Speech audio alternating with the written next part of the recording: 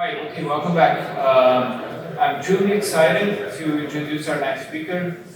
This is a person who had a profound impact on this conference, and in fact, if it was not because of him, this conference probably would not exist in the first place. And most likely also none of you would be doing any research on reinforcement learning. So Andy Bartow is widely recognized as one of the founding fathers of reinforcement learning, as you may know. Most of you, in fact, probably learned about RL by reading the book that Andy and Rich wrote on the subject. So a few years ago, Andy received the Neurosciences Lifetime Achievement Award. Okay, and at the time, the organizers of that event, they invited many leading researchers from many different fields, so reinforcement learning, machine learning, psychology, biology, you name it. And they were asked to write about Andy's contributions to their own fields, to their careers, and to science as a whole. So although I could try to summarize Andy's contributions and accomplishments, I'm not going to do that. Instead, I'm going to directly quote what several of these leading researchers said about Andy when they were describing him. So this is what one person said. It's not too strong to say that Andy created the field of modern reinforcement learning. Andy is a researcher that was far ahead of his time. He formalized and began solving challenging learning problems long before machine learning was even recognized as a discipline. Without Andy's foundational work, several of the greatest, most visible achievements in modern machine learning would not have been possible. And then a different person said, Andy and Rich created a new field of AI, of course, but they have also defined computational neuroscience. Reinforcement learning is not only a key idea for training computers, but it's become one of the most successful and impactful theories in neuroscience. And the TD learning algorithm, for example, is now the foundation to understanding dopamine signals in the brain and how animals learn from rewards. And then a third person said, Andy created all of these fields partly through his research. However, a field's success is due to more than just its research output. And then this person said, as I've grown older, I've gained a deeper appreciation of Andy's contribution in setting the tone of the field. That tone is an emphasis on scholarship, humility, and openness, on welcoming all fields and all people for whatever contributions they can make. And finally, this person said, and first and foremost, Andy is a really nice guy. So Andy, we're incredibly happy and honored that you accepted to be here to share your story and the history of the field that you helped create. So with that, let's all welcome Andy Bartow.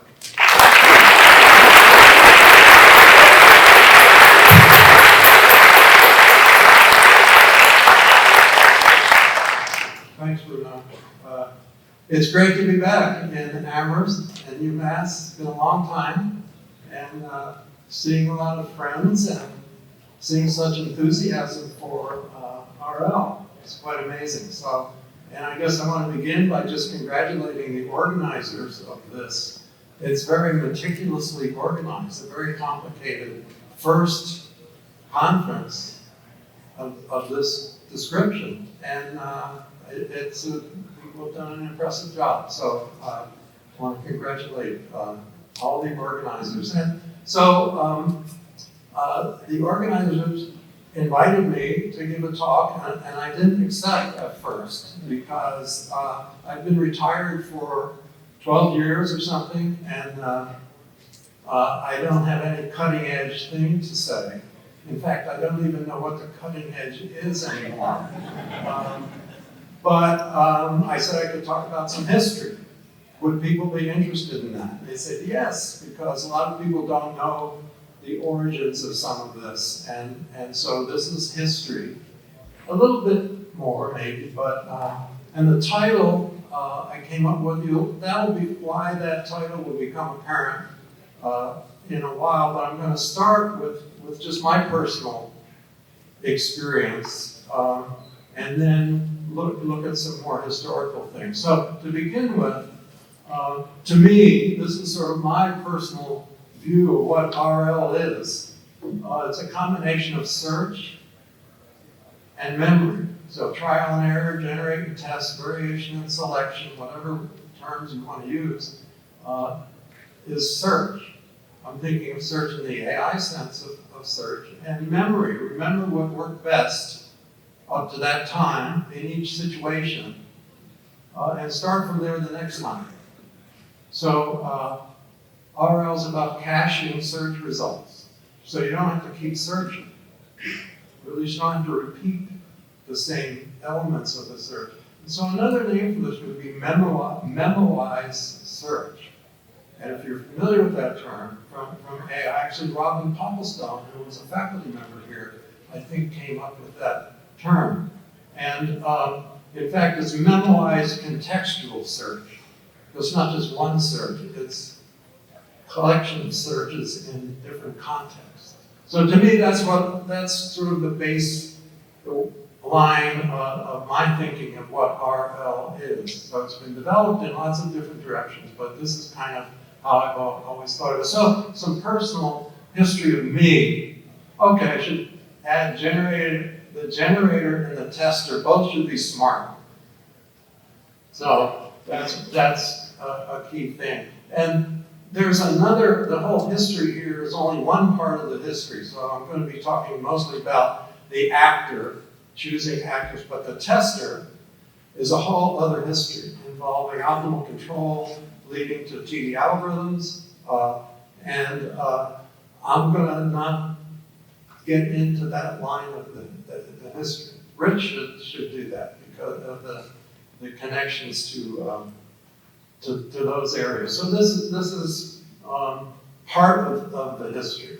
But and a key thing is trial and error, as that term has been used, is not the same as error correction, and it's confusing at first. And typically the error is a signed error. It's much more informative than a reinforcement signal or a reward signal. So that's a key thing. So let me start. This is I was a graduate student at the University of Michigan way back, and I was a member of this research group called the Logic of Computers Group, and the key personnel were Arthur Burks, who was an electrical engineer and philosopher, and actually he completed a book by von Neumann on self-reproducing automata, a very distinguished professor there, and John Holland, who is well known as the originator of genetic algorithms, and Bernie Ziegler, who was my advisor, was studying what he was modeling, the process of modeling, how you simplify models, and so on and so forth. So the key subjects that were prevalent among that research group were cellular automata, genetic algorithms, and theory of modeling and simulation. So my thesis was a combination of cellular automata and modeling and simulation. It was called, I forget what it was called, but so that was the University of Michigan. I was an undergrad there too. I majored in math, and as an undergrad, I heard about McCulloch and Pitt's neuron-like units, which were logic gates, and that they formed a logically complete set of logical primitives. And that was tremendously exciting to me, this connection between the brain and biology and math. And it was like, wow, I wanna get involved in this. So I joined this group, and it was, and Holland, of course, very charismatic guy, and emphasized that genetic algorithms they weren't gradient following methods. They were stochastic. They did not get stuck on local extrema, and so on and so forth. So it was a very, very kind of interesting environment. Then I heard of a postdoc availability here, and the title was Goal-Seeking Components for Adaptive Intelligence. This was 1977, and the principal investigators consisted of Michael Arvid, who's a professor here. He's written lots of books, I'm sure you've heard of him. Bill Kilmer, who actually worked with McCulloch on a model of the brain's reticular formation. And Nico Spinelli, was a neuroscientist or actually an experimentalist. And so this group of PIs, I heard about this, and in those days there were not, nobody was studying neural networks. It was unfashionable in the extreme because, for lots of, Minsky and Packard, of course, said that, that's a dead end. And so it was, but I was interested in it. I drove up and they hired me. So, and the source of their grant was actually a contract. And it was to explore this idea that Harry Clough had come up with, and he was a senior scientist with the avionics director at the Air Force Office of Scientific Research. And this contract was with the Air Force. And it was to explore this idea that Clough had, that neurons are individually hedonists that work to maximize some local analog of pleasure while minimizing some local analog of pain. And that's a pretty crazy idea. and the neurons are hedonists, and this contract was to, is this worth pursuing? Did it make any sense? And so that's what we were doing. And his hypothesis in particular was that synaptic plasticity implements a law of effect, this term from psychology. And in particular, when a neuron fires an action potential, all the synapses that were active in contributing to that potential became eligible to undergo changes. They didn't change efficacies then, they became eligible. And if the action potential is followed with an appropriate time period by increasing reward, the efficacies of all the eligible synapses would increase and decrease in the case of punishment. And so Clough's idea of what the reward was, I forget, but we changed it. I mean, his idea was it was the membrane potential. And we created a separate signal, a reward signal, because it didn't seem to work with using membrane potential both as the source of activation and also as a reward signal. So that was the task of this. This is learning by trial and error, which is instrumental or operant conditioning in terms of psychological theories of learning. So the synapse and the idea was eligibility was a number in the presynaptic terminal, and that somehow it was implemented by in terms of calcium concentration or lots of different possibilities. And that their time course of eligibility, according to Clough's idea, was that it takes various amount of time for the consequences of an action potential to come back to the neuron.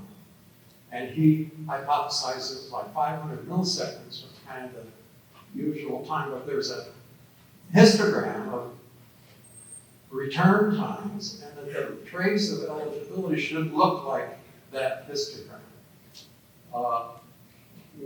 When we worked with this, we changed it, simplified it to just as an exponential decay without the bump in it, but the original idea was that it was a kind of histogram of the times that the action potential consequences would return to that neuron. And this would happen for all the neurons. So, and then there are different kinds of eligibilities, but we don't need to go into that at the moment. And then this guy showed up. You all know him. And actually, I learned from, I think from Michael Arvid, that a condition for their funding was that they admitted Rich Sutton as a graduate student. Because Rich had been communicating with Harry as an undergrad at Stanford. And so they said, yeah, well, we'll admit this guy. And so he arrived shortly after I arrived, I guess. I don't remember exactly, but he had a PhD from Stanford, and what did I write? A BA? Oh, you got it. He was my first student, actually. That's right. So I was a postdoc, but in '82, I became a faculty member. And then I was Rich's advisor. And this is his group now, I think. So it's really great. He's been pursuing ideas and a large group of students at the University of Alberta. So, and he didn't look like that back then.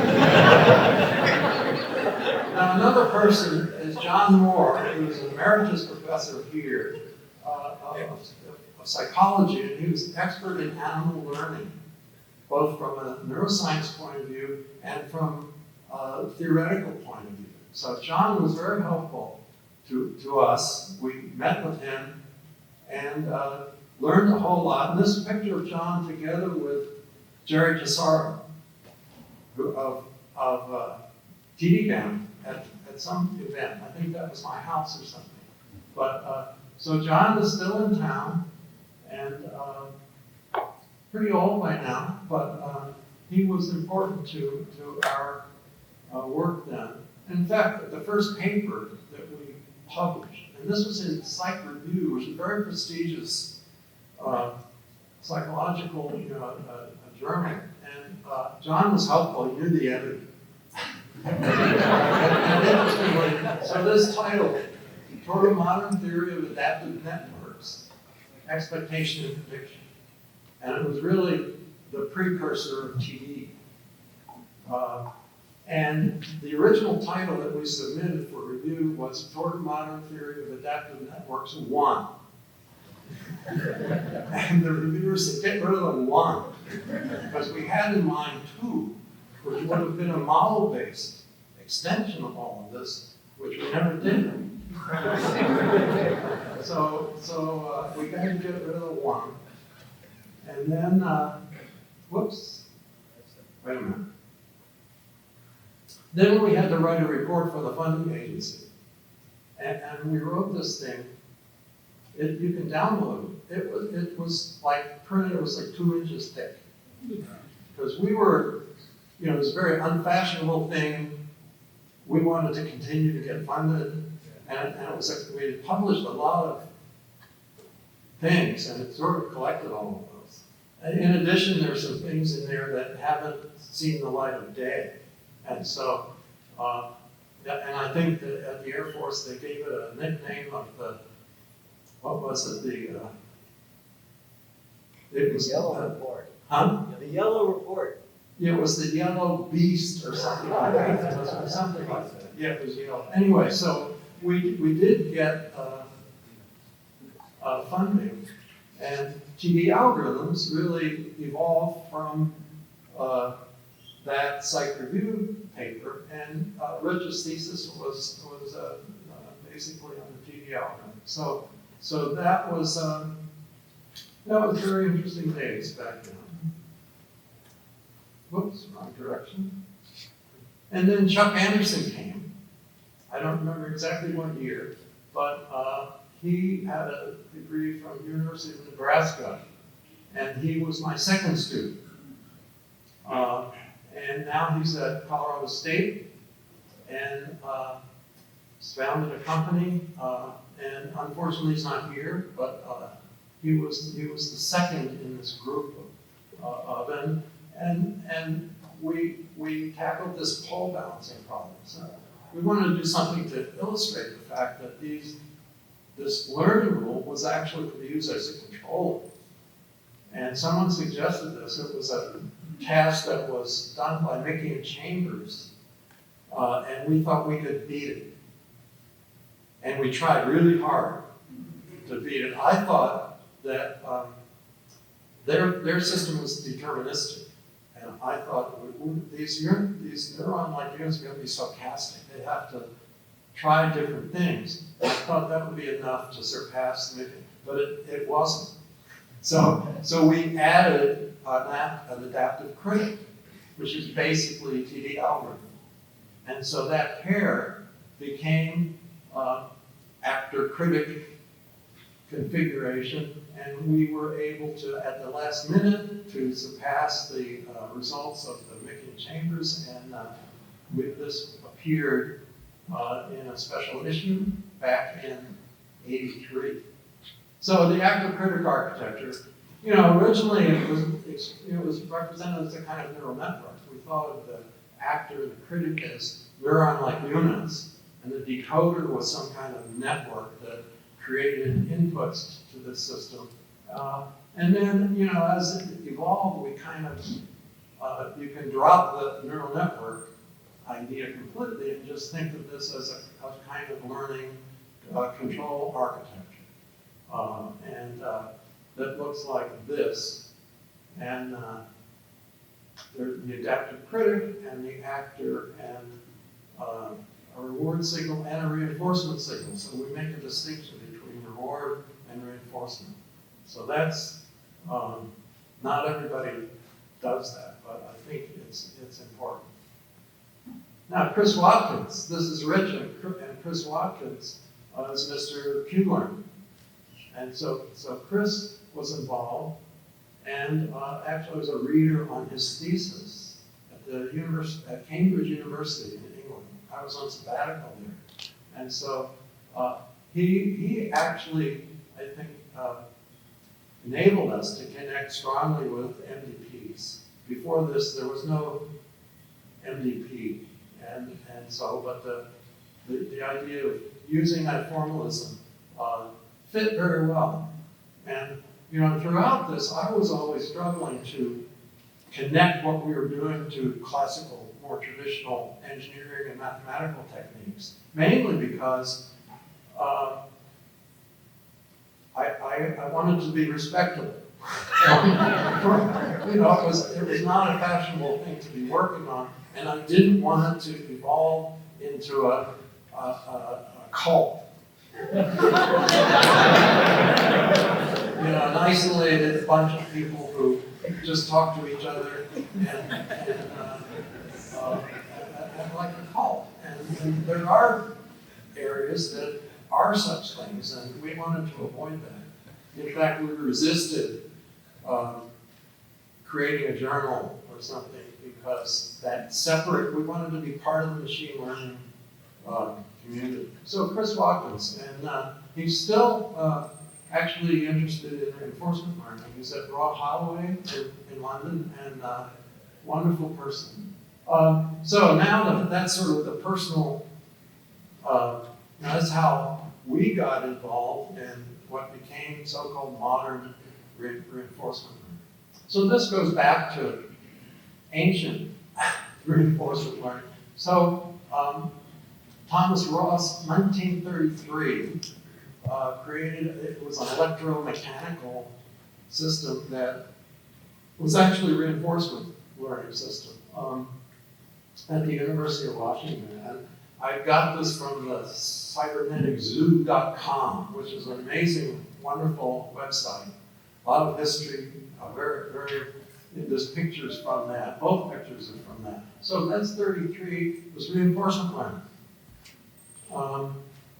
And Stephen Smith, who actually I think was the teacher of Thomas, but he later did a mechanical rat that finds its way in a maze, and it was reinforcement learning also. So that's sort of the earliest thing. This was, machine learning. These were machines. They were not computers.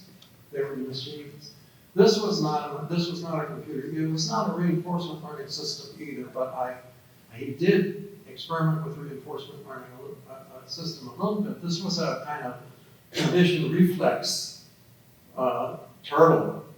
And I put it here because it was just like a Roomba without the vacuum cleaner.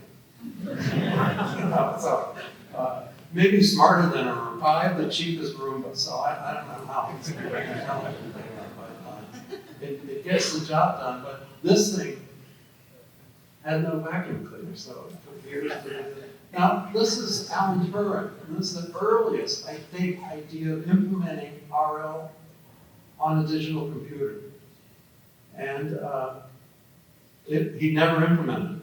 But this is what he said, and if you read that, it's very much like what Clough was talking about, and it's love effect, instrumental learning, and pleasure and pain, and I think stochastic also, if I recall. Anyway, it was not implemented, but this was, and when was it? It was 1948, when I was born. So, this is Farley and Clark, a little bit later, and this is the first implemented simulation of a self-organizing system on a digital computer. And it was the first simulation of adaptive neural network simulated on a computer, and it was reinforcement learning. And actually the computer was at MIT, and it had 4K of memory.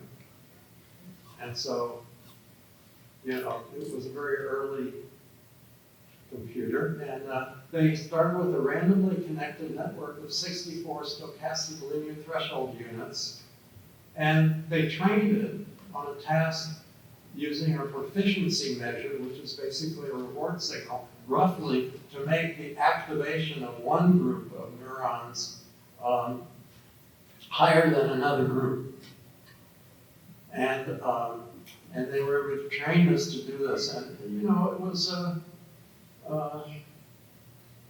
neural network. The modifier, basically, it was like Clough suggested. If a change is in a favorable direction, then all the weights which just previously participated in firing an element are increased. If, on the other hand, the change was unfavorable, those weights are decreased. Never mention of eligibility, but basically it's there.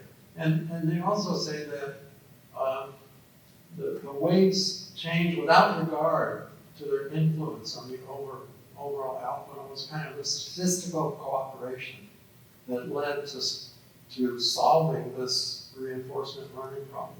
So that was, when was that, 54, something like that. And then, same year, Marvin Minsky, of course, we all know who he was, his thesis was the reinforcement learning system, which he built physical system. He used these units called SNARCs, stochastic neural analog reinforcement calculators. And they were like synapses, not whole neurons. They were like synapses. And he built this thing. He said it worked surprisingly well. But he went in a different direction, obviously. And in this paper, Steps Toward Artificial Intelligence, 1961, is full of discussion of reinforcement learning. And the term credit assignment, I think, comes from Minsky. There are different ways of, different types of credit assignment. But, of course, later he and Papert argued that, neural networks are not a good way to go, and went on in a different direction. But we were heavily influenced by his work, his old one. And now Farley and Clark had a later paper, Generalization of Pattern Recognition in a Self-Organizing System. It was the same network, but it was trained with supervised learning. They forced the units to do what they should do and trained that way. And they got excited because of generalization. They trained it on particular cases, but it would generalize to others. And this, to me, was the switch from RL to supervised learning. And the earlier stuff was RL. And this, they gave targets and were excited about generalization and so on. But I think, people who followed were like Frank Rosenblatt, the perceptron was supervised completely. And here's a statement. The foundations for all of this artificial intelligence related to Cornell, which I don't think is a valid statement. This was Frank Rosenblatt, and it was all supervised. We all know the perceptual learning rule. And then, but Arthur Samuel's checkers player was reinforcement learning in the late 50s, early 60s, and we were students of this, and actually proposed to do it right. We didn't think that he actually did it right, but that was very influential also, and that was reinforcement learning. Then Woodrow and Hoff, Bernard Woodrow and Ted Hoff were doing supervised, and it was the Adeline, adaptive linear neuron. It was the LMS algorithm, and or Woodrow-Hoff algorithm. And Woodrow is still an emeritus professor at Stanford, and Hoff is credited with inventing the microprocessor. And he was in industry. And here's a picture of an Adeline where you had to turn these rheostats to adjust the weights by hand. So it was, but it was supervised. It was supervised. What, Rich? You're trying to tell me something? No, okay. So later, there's another paper by Woodrow and some students. Reward, punish, reward, learning with a critic in an adaptive threshold system. And this was his foray into reinforcement learning. And basically selected bootstrap adaptation was if there's a reward, you treat what you did as the target and then do LMS. And if you're punished, you do the other action and use that as a target and do LMS. And it was deterministic, and they did blackjack and some things, and Woodrow said it's the hardest thing they ever did, and they didn't pursue it, I think. So, and of course Woodrow all sorts of applications of LMS to signal processing and so on. So, but this was their foray, only foray, as far as I know, into reinforcement learning. Then also we discovered work by Michael Setlin on learning autonomy.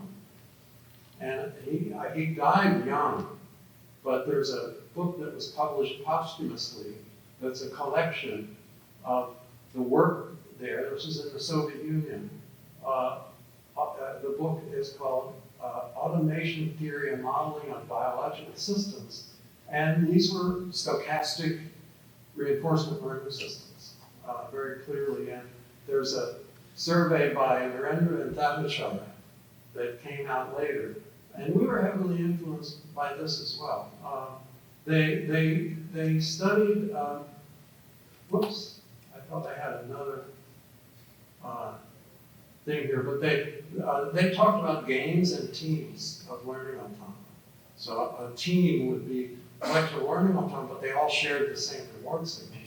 And a game would be where the units get different signals, and so there could be competition and so on. So this was really interesting, and so we were influenced by this as well.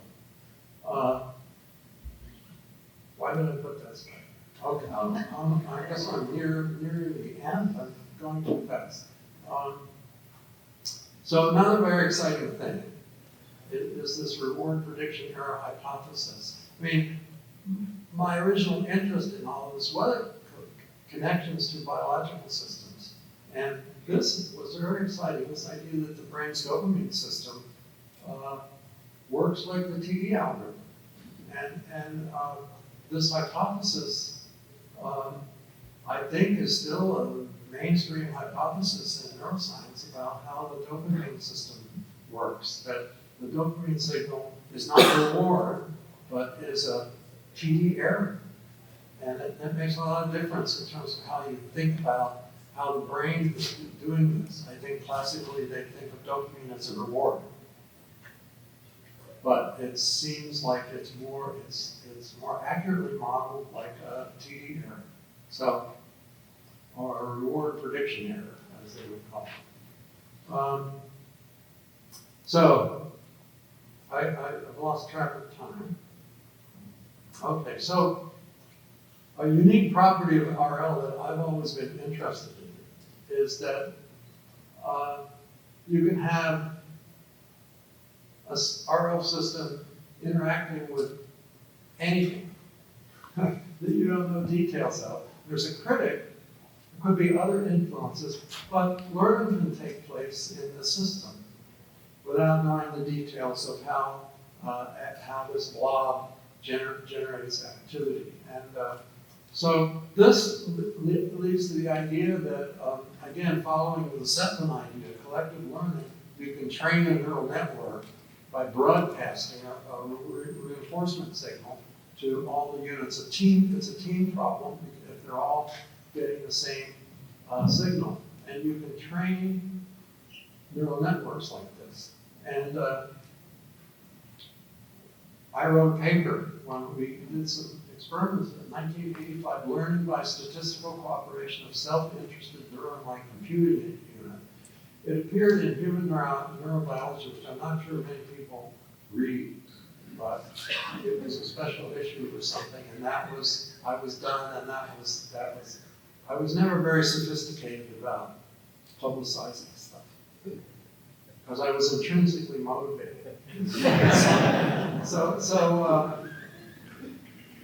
And then backprop became popular due to the PDP books, a book from Rumelhart and Hinton and Williams. And I didn't give a date here because backprop has a whole lot of history, different people going way back, from optimal control, all sorts of things. So, but basically, I think it was essentially the same time that I've been working, and I thought, wow, this statistical thing, it really works. I can train networks to do nonlinear things, with layers, and it worked, but backprop came out, and we implemented it. Actually, I was on the phone with Rumelhart to make sure we implemented it correctly. And it's way faster.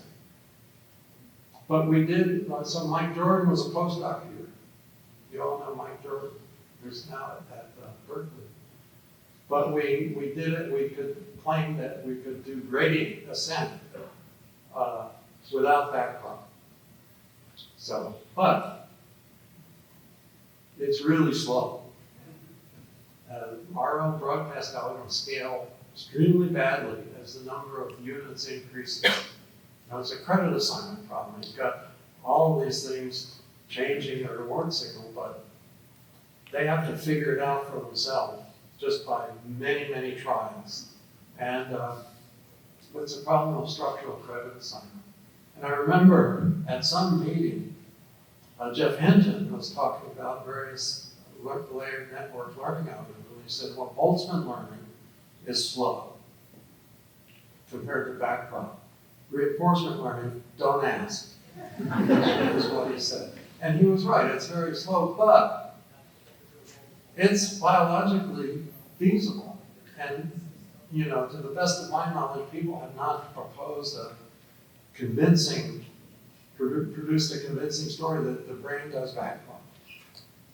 And, you know, requires some things that just seem like the brain doesn't do that. But the idea of broadcasting a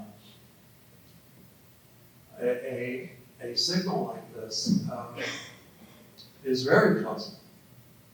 And so, but it's very slow. Well, maybe that's okay. Or it's not broadcasting to the whole system. There are components. You know, if the numbers get small, if the number of units are smaller, it works better, and so on. So that, you know, if you're interested in what the neuroscience, what the brain might be able to do in terms of collective learning, I think this is still plausible. But of course, everything now in deep learning is back up, right? Which does, and I guess I never liked back up. So now I'm lost track here. So a challenge of designing reward signals. I mean, this is something that is talked about today, very much about dangers of AI, dangers of reinforcement learning. And Nick Bostrom talks about perverse instantiation with regard to reinforcement learning. And this is an old problem. It's basically optimization. And Norbert Wiener wrote about this. He wrote a book called, I forget, but he gives the story of the monkey's paw as an example of how you have to be careful what you wish for. So what you wish for is kind of like, what is the reward signal? And his story is that I think it's a classical horror tale where they discover something that grants them 3 wishes, and the first wish is, well, we're going to get a lot of money. And the next one, their son was killed in a mine accident, and they got a settlement from the insurance company or something. And then the third wish was, we want our son back. Keep the money. And so it was, it grants you what you wish for, not what you should have asked for or what you intend. And this is what the problem is with reward signals. You don't know, or with optimization in general. You don't know what's going to happen. And in a lot of our simulations, the system would do things we never thought of. We say, oh, it's good in terms of that reward signal, but that's not what we intended. I remember when we have this car moving around a curve in a track, and had momentum and stuff like that, and it was punished if it hit the wall. And then we'd zero out the velocity and it would start over again. And we thought, well, that'll encourage it to do a nice avoidance of the wall. But the system came up where it would slam into the wall and then turn at 90 degrees because it was zero velocity. And that was the optimal solution. So we said, oh, we have to change the reward function. So, yeah, it's perverse instantiation. So this is a problem with optimization in general. And engineers know about this, and they deal with it. Often by tweaking the reward signal or the objective function in optimization. And it's not a new problem of things going haywire. And also, there's a wonderful movie, Bedazzled. I think there's a modern version of this, but this is an old movie. Dudley Moore, Peter Cook, where the grantor of wishes finds loopholes at every turn, and it's hilarious. But it's a classic example of how be careful what you wish for, and RL has that problem. Okay, and my students. So this is some of my students. And you can recognize many of them. Some are here. Rich is, where's Rich? Yeah, there's Rich and Chuck. That's Rich and Chuck. Satinder Singh. Robbie Jacobs, who's a professor in Rochester. Amy McGovern, who was running a big project on applying AI to weather. Oscar Sinsak. This guy is here too. I don't see, but anyway, none of this could have happened without the students. I've been, the students that I've had to work with, that I've been able to work with, have been just astounding. I think my philosophy of directing grad students was, I'm just interested in ideas. And I'm interested mostly in the students' ideas. I'd never say, oh, work on this idea. They'd have an idea, and I'd kind of steer to, get it to a point where you could actually do something. And throughout all this, I was always interested in connecting as strongly as we could to classical methods, traditional methods, not to become a cult, first of all, but just try to figure out what properties of reinforcement learning are really useful compared to OR methods, optimal control methods, and so on and so forth. So, as time has gone on, we've gotten a more clear view of since the last panel was very informative in terms of this issue, but I've always strived to connect to existing things and say, yeah, it's like that, but it's got this other thing. And I think that's been very useful. And we're not a cult yet, anyway. So this was the title, and I've illustrated that machine learning was mostly RL in addition, because that was the most salient thing from psychology, Skinner and behaviorists, and it was only later that it morphed and focused on supervised through perceptron, LMS, very successful algorithms, but they kind of lost the thread of reinforcement learning. Errors, signed errors, usually much more informative than a reinforcement signal. And so we tried to make that point. So this is the source of the title, and I thank everybody for their attention, and I'm amazed at all of the developments that have come about, and but I just hope people keep the idea that the connections to classical methods are a really important part of all of this, and that it doesn't become an isolated cult. So thanks very much.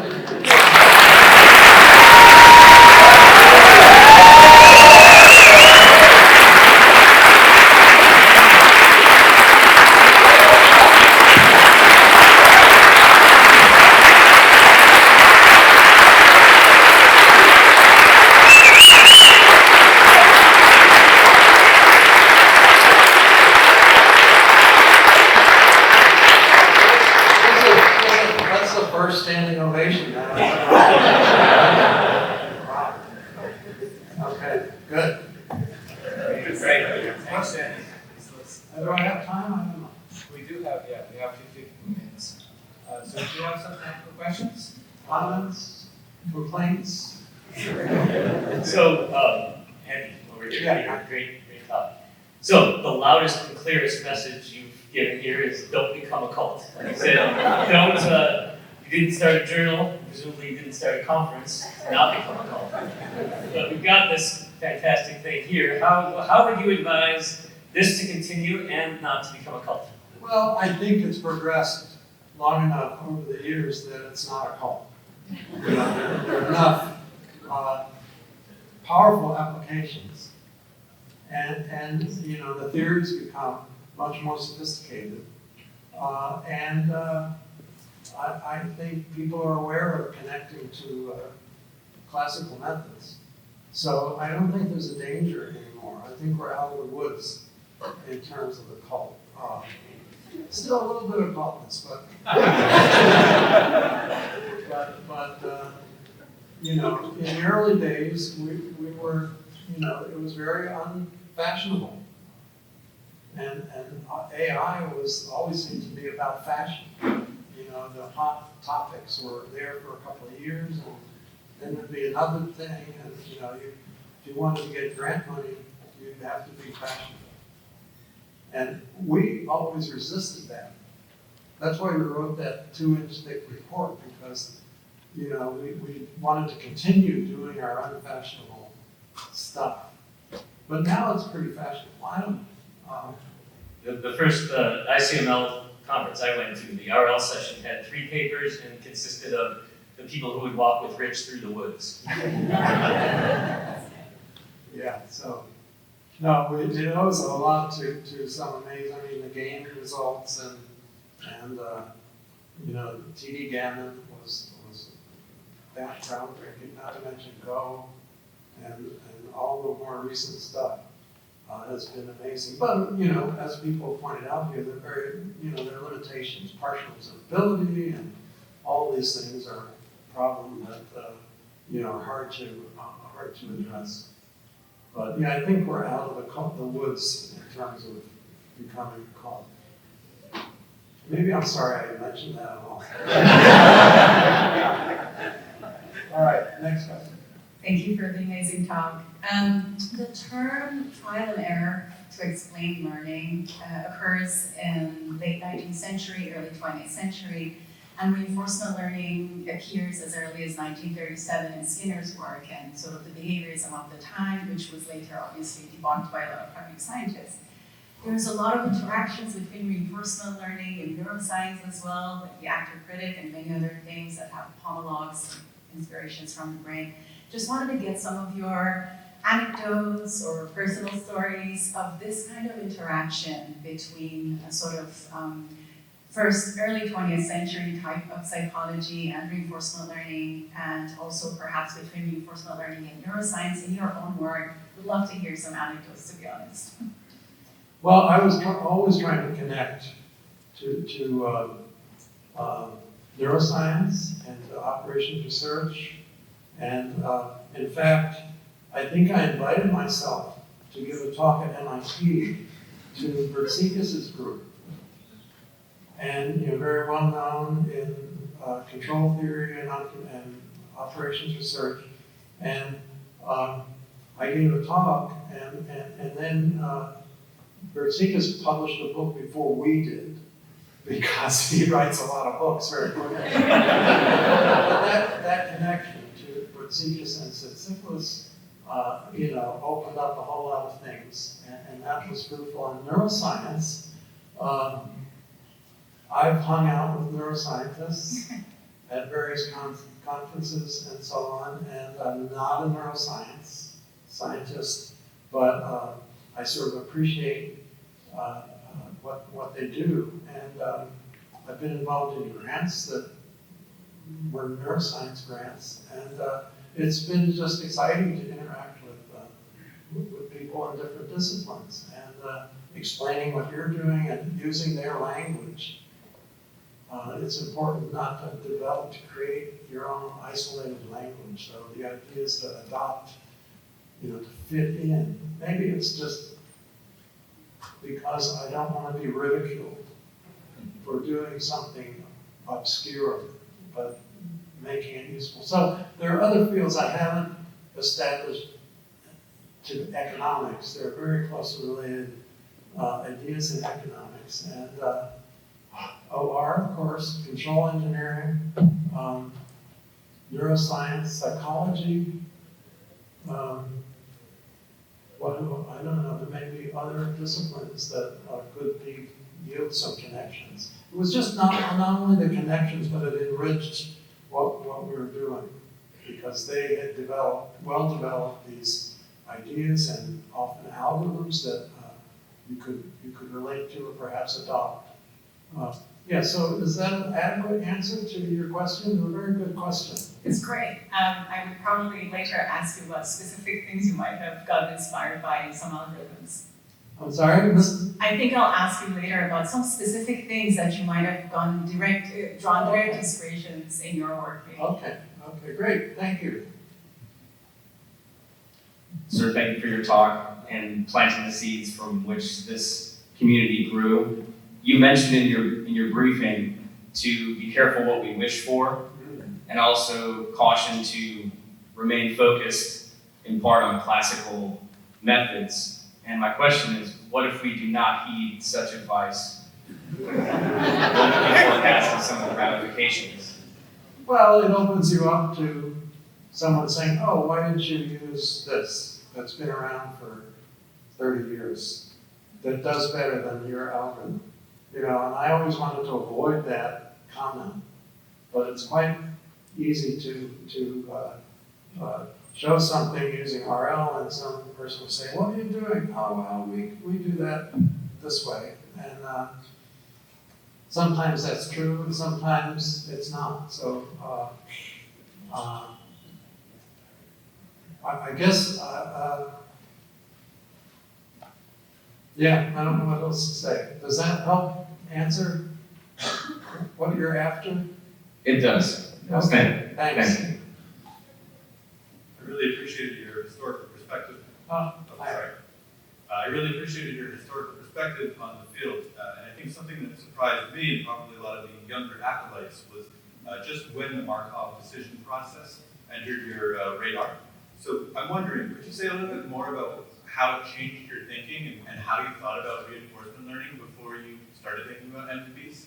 yeah, so that was a late, you know, we had no idea about, we weren't thinking about sequential decision problems, dynamic programming, other classical techniques, and they came in slowly from reading, and then Chris and others, Chris Watkins' thesis was dealing with. So you know, we kept our eyes open for related methods, but in the early days, you know, it was mostly neural networks, which was why I got interested in it, because you know, McCulloch and Pitt's idea of the, you know, the mathematical view of what neurons are doing, and so that's been persistent. But it sort of changed, you know, it moved away from neural networks and became a more algorithmic approach.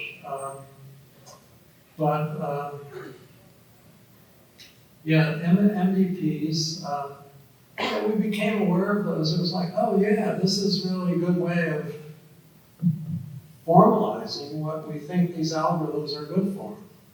And so, you know, that was from reading books and then having Chris and others contribute, you know, ideas for that. But you know, I always kept my eyes open for. So I was wondering, you know, we have these algorithms. What are they doing?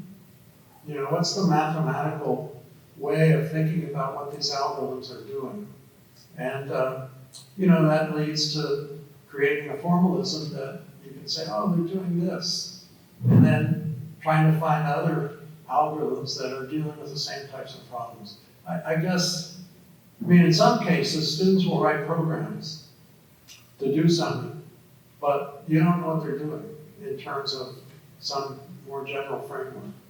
And I think I always strive to put things into a context, mostly a mathematical context, so that we could know more precisely what these things are doing, what they're good for. I haven't always been successful doing that, but that's still, you know, of course I've been retired for a long time, so I'm not actively doing this, but I observe what's going on. And yeah, so is that a good answer? Love it, thank you. Okay, thank you.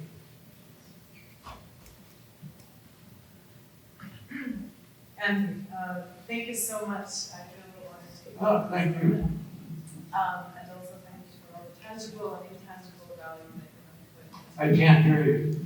and thank you for all the tangible and intangible value that you have invested into this field. I wanted to ask, what struck me is the closeness of connection of, again, which we know, but still, of the founding of reinforcement learning and kind of this early 20th century philosophy and psychology ideas, right? And I'm curious how you feel. I feel that since then, actually, those fields have evolved a lot of their understanding. And I'm curious how you feel if reinforcement learning can kind of broaden as a result and try to continue to try to mathematize that relationship. Or it's good as it is, and it's without becoming a cult, of course. Or it's good as it is if it continues first. Sorry, that was very confusingly phrased. Yeah, so I think in a way of answering this, I mean, most of what we were doing, we were not modeling animal learning. We were borrowing from what the animal learning theorists had worked on, but we were building systems, we were building algorithms. And in a few cases, we were trying to model animal learning. I think that first paper in Psych Review was modeling classical conditioning. And the TD algorithm was a novel extension of Woodrow, the one model that the psychologists were using. But mostly we were not, we had our eyes on that literature, but we were not trying to model animal behavior. Of course, it was extremely suggestive. Latent learning, model-driven reinforcement learning, a lot of these things were suggested by what psychologists had been talking about for years. But we were computer scientists, not psychologists. I'm asking whether you think we should continue to keep an eye, because I think the thinking in those fields has really evolved. Yeah. And our models are based on that older understanding. It's hard to keep up with all of these different fields, but it would be great to try to do that. So, thanks. Thank you. Hello, Andy. Thanks for the great talk, and thanks for laying down the foundations. Thank you. Yeah, so I have a question about your opinion about alternatives of backprop. So you just mentioned that in the beginning, machine learning was reinforcement learning, and I think there are a lot of ideas other than backprop, including the ones that you just mentioned. I just wonder if you have more thoughts about what are the possible alternatives to backprop. What are alternatives to backprop? Yes. I'm not a scholar. I mean, there's so many different methods have been proposed. Perturbation methods. I mean, the RL approach is basically perturbation methods, and some methods perturb the weights, and some perturb the output of the units, which is what I was interested in. You can also perturb the weights. And, it's a stochastic search through perturbation, and that's kind of a classical approach. So, these are alternatives to backprop, but backprop doesn't, computes the gradient very directly rather than estimating it from samples. So that's very fast. And lots of people have tried to argue that the brain could do various versions of this. And I guess I've not seen something convincing. And I'm not sure, but there have been lots of proposals. A slight change of backprop is something more plausible from a neuroscience point of view. I don't know what the latest view is, but I think even Jeffrey Hinton says, the brain doesn't do this. We do it, it's faster, it works, of course, and the brain is doing something else. Maybe not reinforcement learning, maybe it's something else. So, there's a lot of literature dealing with this. So, is that? Yeah, so I guess I'm particularly interested in knowing your opinion about the collective learning idea that you just mentioned, that this error signal, TD error signal, is passed to all the neurons. And how do you think about that idea? I didn't get your question. I couldn't hear it. Oh, sorry. I was saying that the collective learning idea that you mentioned in your talk. So I'm interested in knowing your opinion about that way in particular. Sorry, I didn't make that explicit before. But do you think that is like some valid way that can achieve either like a comparable or a better result than backdrop? I still don't understand what you're asking. When you mention a learning method, you mean a broadcast reward signal? Yes, exactly. Yeah. Have people tried to relate this to neuroscience for the same experiments, and it's much faster. So his thesis is interesting like that. It was actually using layered networks trained by reward signals to do pole balancing and a couple of other tasks. But backprop is just really, if you really want to do this without connecting to neuroscience, backprop is a better choice. There have been, I don't know. I'm not completely aware of all that literature. But other people have talked about reinforcement like algorithms and in terms of neuroscience, that there is a plausibility there. And we know that signals are broadcast. The dopamine signal, if it's a TD error, is broadcast to wide regions. And the dopamine signals, there's not just one dopamine signal, so there's many. And so it may be multiple learning systems using different parts of the whole neural network. So I'm not up to date on that, but it's a very interesting thing to look into, I would suggest. So, yeah, thanks. Thank you. Okay, we have time for one more quick question. Ramesh, I'm actually looking at the intersection of blockchain and RL. I have a tough question for you. How did you get through the second AI winter? Your research, how did you get funding and how did you get through that time? Second AI winter. Yeah, we ignored it.